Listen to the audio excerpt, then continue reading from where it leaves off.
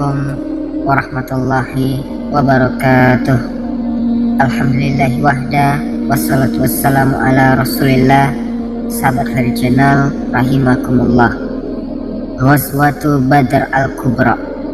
Teman-teman, kali ini kita akan mempelajari perang Badar, perang besar pertama yang terjadi di antara kaum muslimin dengan orang kafir Quraisy. Perang yang menentukan antara yang hak dan yang batil, penentu berjalannya agama atau tidak. Perang Badar ini terjadi pada tanggal 17 bulan Ramadan. Subhanallah. Perang Badar ini tidak bisa dipisahkan dari kisah hijrahnya Rasulullah SAW dan para sahabat dari Mekah ke Madinah, yang mana mereka dalam keadaan terlunta-lunta. Ada sahabat yang ketika berangkat dicegat sama orang kafir, kemudian seluruh hartanya dirampas, hingga berangkat ke Madinah hanya bisa membawa apa saja yang bisa ia bawa. Hartanya, rumahnya, simpanannya semua tertinggal di Mekah. Ada seorang sahabat yang datang ke Madinah tidak memiliki rumah. Sampai ada di kalangan sahabat banyak yang tidurnya di emperan Masjid Nabawi. Di awal hijrah mereka hidup dengan penuh penderitaan. Ditambah lagi cuaca kota Madinah yang tidak sama dengan cuaca kota Mekah, yang mana Madinah itu cuacanya lebih ekstrim. Kalau dingin, dinginnya luar biasa. Kalau panas, panasnya luar biasa kota Madinah. Sehingga banyak sahabat yang jatuh sakit. Sudah miskin, tidak punya harta, terus diserang penyakit. Dan kebiasaan masyarakatnya pun beda, mata pencariannya pun beda. Orang Madinah sudah terbiasa bercocok tanam, sedangkan orang-orang muhajirin, orang Mekah yang hijrah ke Madinah, mereka tidak menguasai medan cocok tanam. Sehingga semua ini membuat sempit dadanya para sahabat muhajirin di awal hijrah. Dalam kondisi yang seperti ini, Rasulullah SAW mendengar bahwa ada kafilah dagangnya Abu Sufyan mewakili orang-orang Quraisy membawa hartanya untuk didagangkan ke negeri Syam, yang mana mereka kalau mau ke Syam, Palestina atau Suriah, mau tidak mau harus melewati Madinah, melewati kampung muhajirin dan ansor. Ini kesempatan emas. Maka Rasulullah SAW menyusun rencana untuk menghadang kafilah dagangnya Abu Sufyan, yang mana mereka membawa hartanya orang-orang Quraisy untuk dicegat dan dirampas. Karena hartanya kaum muslimin, orang-orang muhajirin dirampas oleh mereka di Mekah. Maka ketika berangkat kafilah dagang Abu Sufyan, kafilah ini luput dari hadangan para sahabat hingga mereka sampai ke Syam. Dan di Syam barang dagangan orang Quraisy laku banyak. Maka para sahabat Rasulullah SAW bersungguh-sungguh kalau pulang kafilah dagangnya Abu Sufyan melewati Madinah jangan sampai lepas lagi. Harus dapat ini, harus dicegat. Itu cerita asal-usul perang Badar. Baik, maka ketika Abu Sufyan ini pulang menuju Mekah, membawa al-fubair, membawa 1000 unta sesuai dengan muatannya, yang mana 1000 unta itu di atasnya ini ada harta-harta orang kafir Quraisy. Mereka membawa harta kurang lebih 50.000 dinar, 50.000 dinar. Berapa ratus juta itu? Satu dinar saja 4,25 gram emas murni. Miliaran nyampe kayaknya. Maka mendengar itu, Rasulullah SAW memberi kabar kepada para sahabat, Hazi'iru Quraisyin fiha amwaluhum.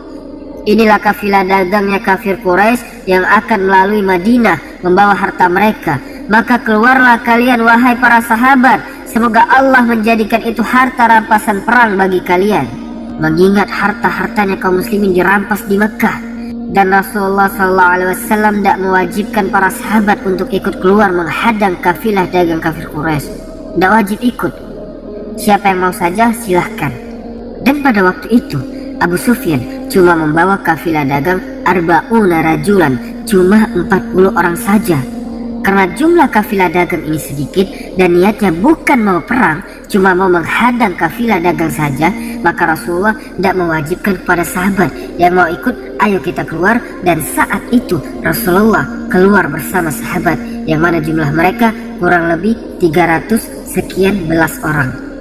Ini jumlahnya para sahabat yang ikut perang Badar. Ada yang mengatakan 313, ada yang mengatakan 314, ada yang mengatakan 317. Intinya 300 sekian belas pasukan keluar. Dalam riwayat pada waktu itu tidak ada yang membawa kuda perang kecuali 2 orang saja, Yang pertama Zubair bin Awam, yang kedua Miqdad bin Aus. Dan mereka membawa sab'una ba'iron, 70 unta. Selainnya itu ada yang jalan dan seterusnya. Dan Rasulullah gantian dengan sahabat namanya Marsad ibn Abi Marsad al-Ghanawi, 1 unta gantian.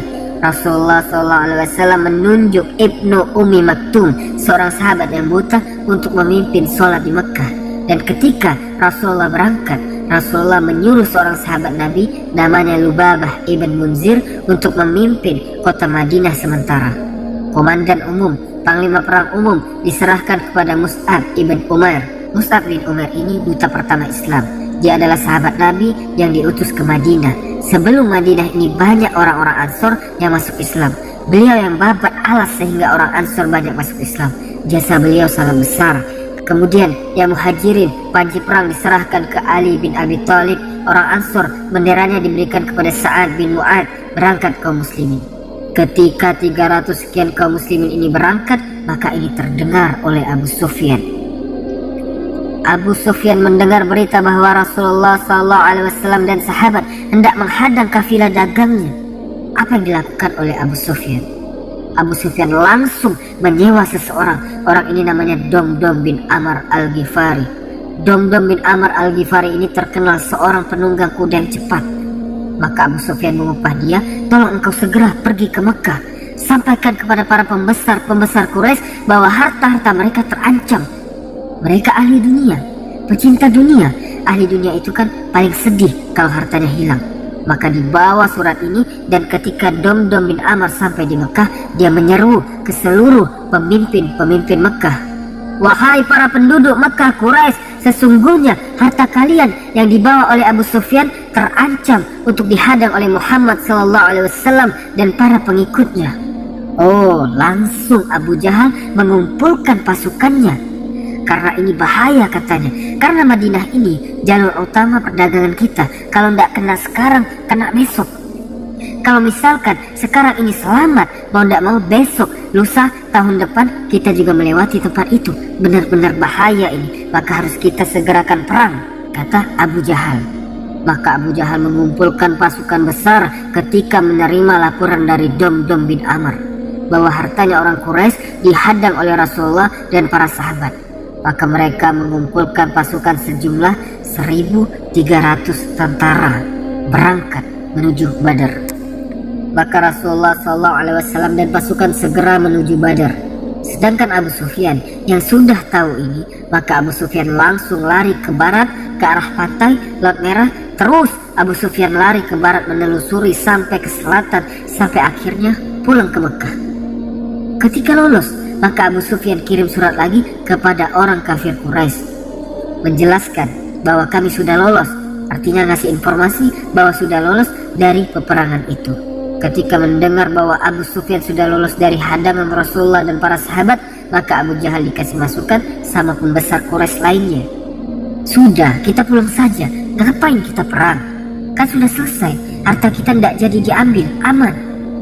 Abu Sufyan sudah sampai ke Mekah dengan harta kita. Lah, ngapain kita perang? Nanti ada yang terbunuh, nanti ada yang terluka. Kenapa kita tidak pulang saja? Kata pembesar Quraisy lainnya. Maka Abu Jahal mengatakan, bagaimana kita akan pulang? Kita harus kasih pelajaran ke Muhammad SAW. Dan kalaupun sekarang kita aman, besok kita tidak aman. Karena Madinah itu adalah jalur perdagangan kita. Harus kita habisi sekarang, dan kita tidak boleh dihinakan seperti ini. Nama Quraisy jelek di mata dunia Arab kalau sampai kita tidak kasih pelajaran ke Muhammad SAW. Kita terus harus perang. Kita akan singgah di sana, kita akan menyembelih unta di sana, kita akan pasang tenda-tenda di sana, kita akan minum khamar di sana, kita akan menyaksikan biduan-biduan wanita di sana. Berangkat. Di saat seperti itu ada orang Quraisy yang masih berakal, namanya Akhnas bin Syuraik. Dia tidak ikut. Ngapain kita perang ini? Untuk apa? Lebih baik saya dan kabilah saya balik. Maka baliklah Akhnas bin Syuraik, ini 300 orang. Tidak ikut Abu Jahal. Berarti jumlahnya kafir Quraisy 1.000 sekarang. Ketika melihat Akhnas bin Syuraik dan Bani Zuhra sebanyak 300 orang pulang, Bani Hashim ini ingin pulang juga. Bani Hashim ini keluarganya Rasulullah SAW. Untuk apa kita memerangi keponakan kita sendiri? Rasulullah masih keponakan mereka, paman-paman Nabi semua ini. Tapi akhirnya diancam sama Abu Jahal, kalau kalian pulang berarti kalian telah memporak-porandakan barisan Quraisy, jangan pulang. Akhirnya tidak jadi pulang Bani Hashim. Bani Hashim ini kerabatnya Nabi, terpaksa ikut perang. Hati mereka ini tidak ingin ini terjadi. Makanya nanti Rasulullah ketika perang, Rasulullah mengatakan kalau kalian ketemu Abbas bin Abdul Muttalib bin Hashim, jangan dibunuh, karena dia adalah orang terpaksa ikut perang. Baik, setelah di Badar, disitulah para sahabat dan Rasulullah SAW kebingungan dalam artian ini kafilah dagangnya lepas, tidak ketemu mereka karena Abu Sufyan sudah tahu duluan dan pulang ke Mekah dengan arah lain. Tak lama kemudian pasukan musuh ribuan kafir Quraisy akan datang, sedangkan Rasulullah dan para sahabat sudah meninggalkan kota Madinah dan kemarin pamitannya dengan para sahabat untuk menghadang, bukan untuk perang. Bingung Rasulullah.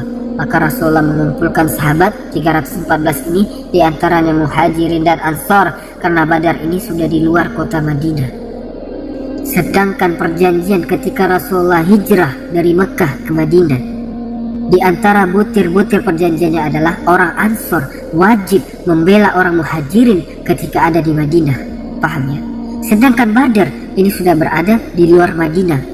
Ansor tidak wajib membela Muhajirin. Makanya Rasulullah mengumpulkan sahabat-sahabat ini. Rasulullah mengatakan bahwa musuh akan datang dengan kesombongan mereka, sedangkan jumlah kalian sedikit. Berikan pendapat kalian. Maka Abu Bakar mengatakan, terus ya Rasulullah, kami bersamamu. Setelah itu Umar juga mengatakan, terus ya Rasulullah, kami bersamamu.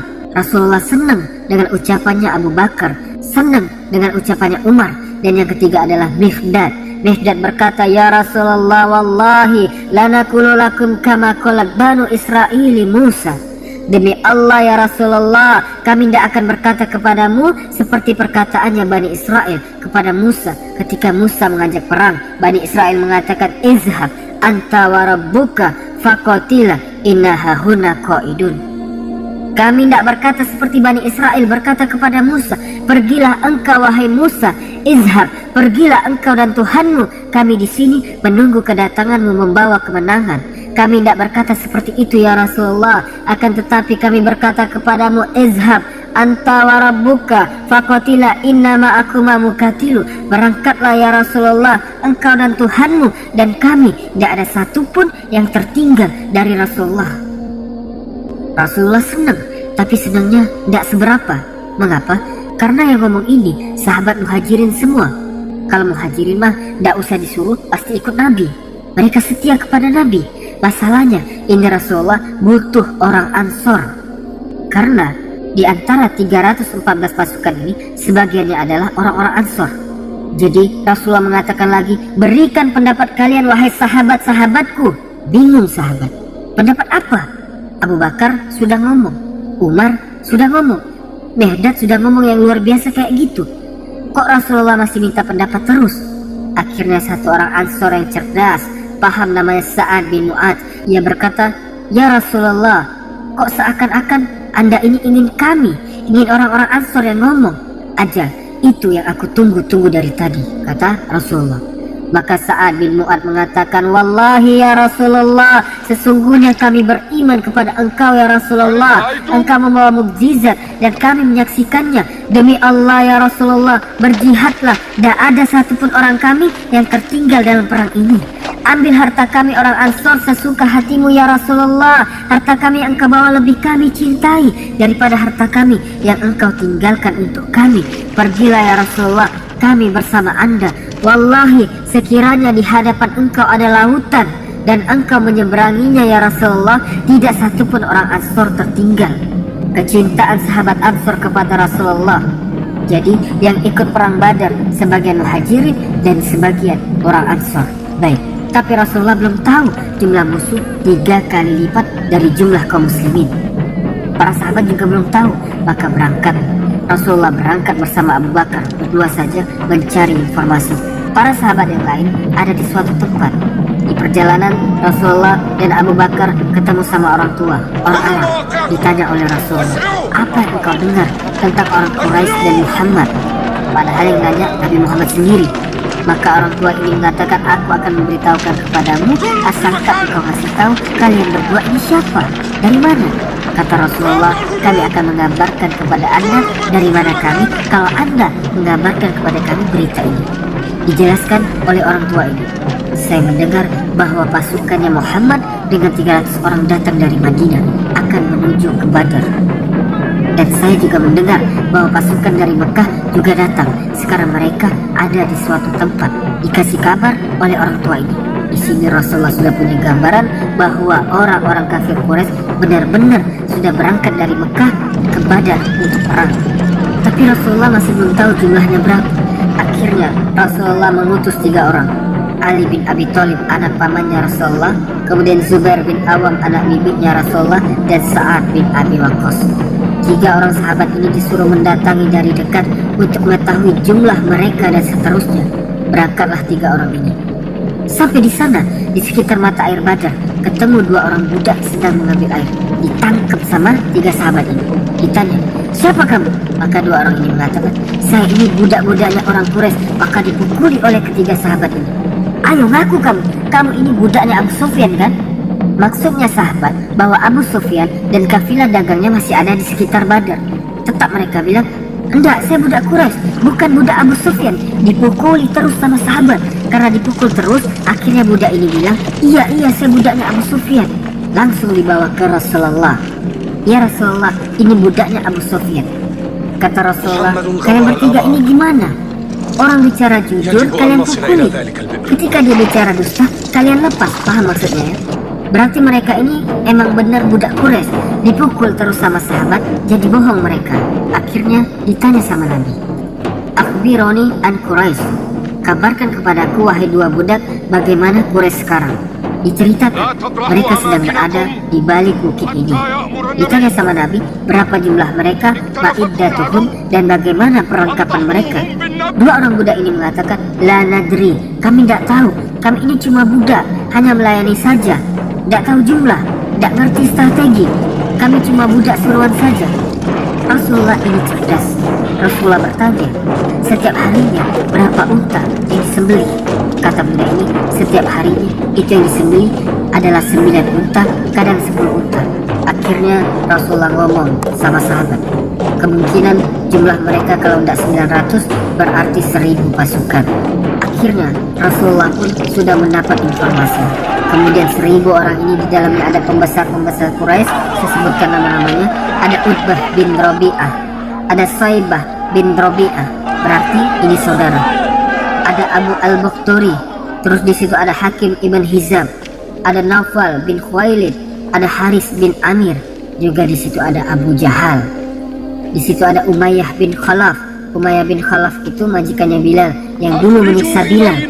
Intinya itu pembesar-pembesar Quraisy, dedengkot-dedengkot hadir semuanya. Setelah itu Rasulullah SAW berkata kepada kaum muslimin, Hazihi Makkah qad alqat ilaikum aflaza kabiriha. Lihatlah, mereka ini pembesar Mekah, sesungguhnya Mekah telah melemparkan jantungnya di tempat kita. Artinya yang datang ini orang-orang yang utama. Setelah itu turun hujan. Hujan ini membawa ketentraman sampai para sahabat ini merasa tenang dengan turunnya hujan ini. Kemudian tentara Islam berjalan melanjutkan perjalanan ke sebuah tempat. Ketika sampai di suatu tempat, ada seorang sahabat namanya Hubab bin Mundir ngomong sama Rasulullah, ya Rasulullah, apakah engkau memilih tempat ini untuk menjadi markas militer kaum muslimin karena wahyu atau karena istihad anda saja ya Rasulullah? Kata Rasulullah, menurutku tempat ini baik, bukan karena wahyu. Maka kata Hubab bin Mundir, mohon izin ya Rasulullah, kalau sekiranya ini wahyu, maka kami sami'na wa ta'na, kami dengar dan kami taat, ini yang terbaik. Tapi kalau ini bukan wahyu ya Rasulullah, izinkan saya menyampaikan pendapat saya. Baik kata Rasulullah, silahkan. Lebih baik kita jangan di tempat ini ya Rasulullah, tapi hendaklah kita mendekat ke arah sumur, ke arah mata air Badar. Kita kuasai mata air mereka, kita rusak mata air mereka, dan kita buat untuk mata air kita, sehingga ketika perang mereka akan kekurangan energi dan tidak punya cadangan air. Jadi teman-teman, zaman dulu itu perangnya di padang pasir, maka siapa yang menguasai logistik dalam peperangan, dialah yang akan menang. Ketika mendengarkan ide yang cemerlang ini, maka Rasulullah mengatakan, "Astarta bi ra'i." Betul pendapatmu ini. Akhirnya maju sahabat dekat mata air Badar. Kemudian selanjutnya Rasulullah SAW pada malam hari beliau berdoa dan seterusnya. Akhirnya beliau berkata kepada para sahabat, "Haza masra'u fulan ghadan insyaallah." Besok fulan Abu Jahal mati di sini. Besok fulan Umayyah bin Khalaf mati di sini. Disebutkan namanya satu persatu. Besok mati di sini. Besok mati di sini. Besok mati di sini. Kabar gembira, Rasulullah dapat wahyu dari langit. Dan sebelum terjadi peperangan, Rasulullah SAW melihat mata-mata Quraisy mendekati mata air. Maka kata Rasulullah, biarkan mereka mendekati mata air. Ketika mereka mendekati mata air, maka langsung disabet pedang oleh sahabat. Semua dibunuh sama sahabat karena mereka tidak punya air, kecuali satu orang namanya Hakim bin Hizam. Hakim bin Hizam ini orangnya baik, maka jangan bunuh dia, kata Rasulullah. Maka Hakim bin Hizam ini karena teman-temannya banyak yang mati dalam sumur tadi, peristiwa di sumur Badar selalu buat dia teringat. Sampai nanti ketika dia masuk Islam, dia bersumpah, "Demi Allah yang telah menyelamatkan aku dari sumur Badar." Selalu diingat-ingat itu karena diberi kebaikan oleh kaum muslimin. Kemudian setelah itu Quraisy mengirim mata-matanya untuk meneliti bagaimana Muhammad SAW dan para sahabat. Mereka mengirim seorang yang bernama Umair bin Wahab. Dikirim, dilihat jumlahnya berapa, pulang. Ditanya, bagaimana mereka? Muhammad ini membawa 300 sekian orang lebih dikit. Emang benar? Berarti begitu juga mata-mata Quraisy ini. Kemudian dia mengatakan, biarkan saya melihat apakah mereka memiliki jebakan-jebakan atau tidak. Maka orang kafir Quraisy bilang, iya lihatlah. Dan dilihat oleh mata-mata ini, tidak ada apa-apa. Balik lagi ke orang-orang Quraisy. Bagaimana? Apa yang kamu lihat? Apakah ada jebakan? Apakah ada pasukan tambahan? Tidak ada. Mereka cuma 300-an. Tetapi wahai orang-orang Quraisy, saya melihat besok terjadi bencana membawa kematian. Aku melihat kaum yang tidak memiliki tameng kecuali hanya pedangnya. Artinya pasukan ini siap mati. Beda dengan orang Quraisy membawa wajib perang dan senjata lengkap. Maka ia bilang, saya melihat kaum yang tidak memiliki perisai kecuali pedangnya saja. Saya pastikan di antara mereka satu orang terbunuh, kecuali satu orang ini bisa membunuh beberapa orang di antara kalian. Melihat kondisi seperti ini, Hakim bin Hizam ini merasa berhutang budi dengan kaum muslimin. Maka Hakim bin Hizam ini mendatangi seseorang yang paling dianggap senior di kafir Quraisy, orang yang punya pendapat yang baik, orang yang dijadikan panutan kafir Quraisy, namanya Utbah bin Rabi'ah, julukannya Abu Walid. Dia datang, wahai Abu Walid, kenapa kita harus berperang? Bukankah Muhammad ini dulu dia terusir karena kita juga? Dan bukankah kafilah dagang kita juga sudah kembali ke Mekah? Kata Utbah bin Rabi'ah, benar omonganmu. Tapi masalahnya, yang memimpin pasukan ini adalah Abu Jahal. Tolong kamu omongkan ke Abu Jahal pendapatku bahwa kita harus pulang. Kemudian setelah itu Utbah ini mendatangi orang-orang kafir Quraisy, tapi tidak ada Abu Jahal. Wahai kafir Quraisy, ngapain kita perang? Sekiranya kita berhasil membunuh Muhammad, pasti ada di antara orang kita yang terbunuh juga. Maka banyak orang yang terpengaruh sama Utbah bin Rabi'ah. Ketika seperti itu kedengaran Abu Jahal bahwa Hakim bin Hizam dan Utbah bin Rabi'ah ini memprovokasi orang-orang untuk pulang, maka Abu Jahal berkata, jangan kalian dengerin omongannya Utbah bin Rabi'ah. Demi Allah, orang ini sudah kena sihirnya Muhammad. Marah Utbah, apalagi ditambah sama Abu Jahal. Tahukah kalian kenapa orang ini ajak kalian pulang? Karena anaknya dia ada di barisannya Muhammad SAW. Karena anaknya Utbah ini masuk Islam, ikut pasukannya Rasulullah, sahabat yang luar biasa. Otomatis kalau perang berkecamuk pasti bertemu dengan anaknya. Akhirnya gara-gara diprovokasi, maka Utbah merasa ditantang oleh Abu Jahal. Saya tidak akan kembali dan nanti perang akan membuktikan siapa yang akan berani, aku atau Abu Jahal. Jadi sudah ada benih-benih perpecahan di situ. Berangkat semuanya. Rasulullah berangkat, orang-orang kafir berangkat. Maka dua pasukan bertemu. Ketika dua pasukan bertemu, sudah berhadap-hadapan. Kemudian Rasulullah SAW berdoa kepada Allah, ya Allah, Quraisy datang dengan membawa kesombongannya, maka pertolonganmu ya Allah, anugerahkanlah kepada kami dan kalahkanlah mereka ya Allah. Kemudian dari kejauhan Rasulullah melihat Utbah bin Rabi'ah. Kemudian Rasulullah berkata, kalau di antara kafir Quraisy itu ada orang baik adalah orang yang memakai unta merah, yaitu Utbah bin Rabi'ah. Sekiranya orang kafir Quraisy menuruti dia pulang, niscaya selamat mereka. Rasulullah SAW sudah ngomong itu kepada sahabat. Dan kemudian Rasulullah SAW membariskan para sahabat yang jumlahnya 300 sekian lebih. Rasulullah menyuruh baris lurus. Rasulullah membawa anak panah, disuruh baris lurus kayak saf sholat. Kemudian setelah itu terjadilah perang, terjadilah mubarozah. Mubarozah itu 1 lawan 1. Itu sudah ada perang dari dulu seperti itu. Maka orang kafir Quraisy dengan lantangnya keluar 3 orang dari barisannya, menantang Muhammad SAW dengan sahabat. 3 orang ini adalah Utbah bin Rabi'ah yang tadi diejek sama Abu Jahal. Setelah itu saudaranya dia Saibah bin Rabi'ah, 2 saudara kandung jalan tengah. Kemudian ditambah Al-Walid bin Utbah. Mereka ini satu keluarga, maju ke depan. Ketika 3 pahlawan Quraisy keluar memanggil jawara kaum muslimin, mana kalian? Keluarlah 3 orang. Keluarlah kesatria Ansor. Yang pertama Abdullah bin Rawaha, penyairnya Nabi. Kemudian Auf bin Haris dan Muawid bin Haris. Satu keluarga juga, semuanya dari kalangan Ansor, bukan Muhajirin, bukan asli orang Quraisy. Maka ketika maju Abdullah bin Rawaha, Auf bin Haris dan Muawid bin Haris, tidak kenal orang Quraisy ini. Ditanya, siapa kalian ini? Kalian bukan lawan kami minta anak paman kami tidak ada urusan dengan kalian. Kalian orang Madinah, kami tidak butuh kalian. Mana anak paman kalian? Berikan kepada kami lawan yang sebanding. Akhirnya keluarlah Ali bin Abi Thalib. Dan Ali bin Abi Thalib ini dalam sejarah kalau mubarozah yang keluar Ali bin Abi Thalib, orang Quraisy ini cuma diam. Setelah itu yang kedua keluarlah Hamzah bin Abdul Muttalib, singa Allah. Dan yang ketiga adalah Ubaidah ibn Haris. 3 orang ini dari Bani Hashim semua. Maka keluarlah Ubaidah bin Haris, Hamzah dan Ali untuk menantang 3 orang tersebut. Kemudian, man antum? Siapa kalian? Ana Ali bin Abi Thalib, ana Hamzah bin Abdul Muttalib, ana Ubaidah bin Haris. Akhifa'un kiram, kalianlah lawan-lawan yang sepadan bagi kami. Baru duelnya ditanggapi. Setelah itu Hamzah duel sama Saibah. Kemudian Ali bin Abi Thalib duel dengan Al-Walid, sedangkan Ubaidah duel dengan Utbah. Saibah tidak pakai lama, langsung ditebas sama Hamzah, jatuh langsung, mati langsung di tempat.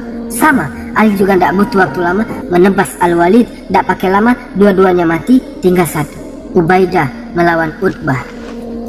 Ini sebanding, duelnya agak lama, sama-sama terluka. Ketika tanding terluka, sampai kakinya Ubaidah ini terputus. Melihat saudaranya terluka, langsung Hamzah sama Ali menerjang dan membunuh Utbah. Jadi ketiga orang kafir Quraisy ini mati. Ini hari pertama. Langsung Ubaidah ini dibopong oleh Ali dan Hamzah untuk kembali ke barisan, sehingga lukanya ini menjadikan dia tidak tahan lama hidup. Kemudian dia meninggal dan Rasul mengatakan, saya bersaksi engkau telah menjadi syahid. Tapi 3 orang ketuanya Quraisy mati semua, dan itu satu keluarga. Maka hari pertama ini mendidih darahnya orang kafir Quraisy, mendidih karena melihat pendekar-pendekarnya di awal kali pertempuran sudah mati 3.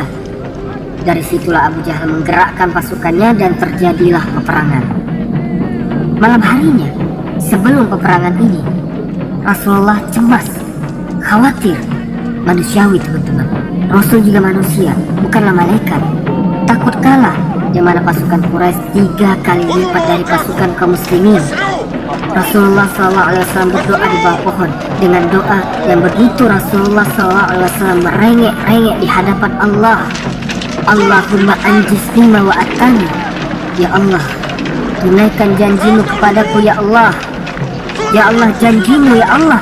Wallahi demi Allah, sekiranya engkau binasakan kelompok kaum muslimin yang sedikit ini ya Allah, engkau tidak akan ada lagi yang menyembah ya Allah. Di permukaan bumi ini engkau tidak akan ada lagi yang menyembah ya Allah. Sampai segitu doanya Rasulullah, kayak anak kecil yang meminta ke orang tuanya, merengek-rengek ke Allah. Saking seriusnya Rasulullah dalam berdoa sampai selendang beliau terjatuh. Karena ini pertempuran yang tidak sebanding, 314 melawan 1000. Jatuh selendangnya Nabi, diambil sama Abu Bakar, terus ditaruh oleh Abu Bakar di badannya Rasulullah. Kemudian Abu Bakar mengatakan, Al-haqta ala rabbika ya Rasulullah. engkau telah merengek-rengek di hadapan Tuhanmu ya Rasulullah. Setelah Rasulullah berdoa, turunlah para malaikat. Pasukan malaikat turun dari langit dan dipimpin oleh Jibril, dan ini diabadikan di dalam Al-Quran. Turunlah para malaikat, aksir ya Abu Bakar attaka nasrullah. Bergembiralah wahai Abu Bakar, telah datang pertolongan Allah. Allah menurunkan 5.000 malaikat dari langit. Para malaikat turun sehingga di peperangan itu teman-teman terjadi keanehan-keanehan yang luar biasa. Karena para malaikat itu turun ikut berperang. Kemudian Rasulullah SAW malam hari sebelum perang memberikan motivasi kepada para sahabat untuk sabar dalam perang dan tidak mundur dalam perang. Kemudian Rasulullah SAW bersabda di hadapan para sahabat yang ikut perang Badar, "Wallazi nafsu Muhammadin biyadihi, demi zat yang jiwanya Muhammad berada di tangannya, tidaklah orang muslim yang berperang di hari ini kemudian dia mati dalam perang ini dalam keadaan berani, tidak mundur, Allah akan memasukkannya ke dalam surga." Diberikan jaminan masuk surga sebelum perang. Maka para sahabat dengan semangat yang mendengar ucapan Rasulullah SAW, para sahabat langsung ambil kurma, dikunyah kayak permen karet. Setelah itu mendengar Rasulullah SAW mengatakan lagi, "Kumu ilal jannah," segeralah bergegas menuju surga yang luasnya seluas bumi dan langit. Maka para sahabat yang sedang mengunyah kurma itu dilepeh. Ditanya sama Rasul, "Kenapa kami melepehnya?" "Ya Rasulullah, seandainya hidupku nunggu selesainya kunyahan kurmaku ini, terlalu lama hidupku untuk menemui surga." Langsung dilepeh, langsung masuk ke pasukan musuh sampai terbunuh dalam perang Badar. Sahabat yang tadi terbunuh. Lihatlah kekuatan, keberanian kaum muslimin. Mereka adalah leluhur kita yang gagah berani. Dan diceritakan oleh Ibnu Abbas, "Bainama rajulun minal muslimina," ada seorang kaum muslimin yang mengintai musuh pelan untuk memukul musuh. Ternyata ada suara yang tidak dikenali. Suara itu dari mana? Tiba-tiba musuh yang diikuti oleh sahabat ini terkapar. Tidak tahu siapa yang nyerang itu. Ada cerita juga ada seorang sahabat yang membuntuti orang kafir. Dibuntuti pelan-pelan, ketika mau ditebas dengan pedang, pedangnya belum sampai di kepala, kepalanya sudah hilang. Akhirnya sahabat tahu ini bukan hanya kita yang berperang. Para sahabat tahu, tapi para malaikat dari langit juga ikut berperang. Ternyata di perang Badar ini dari barisan musuh, iblis ikut berperang juga, sebagaimana Jibril ikut perang. Menyerupai seorang laki-laki bernama Suraka bin Malik.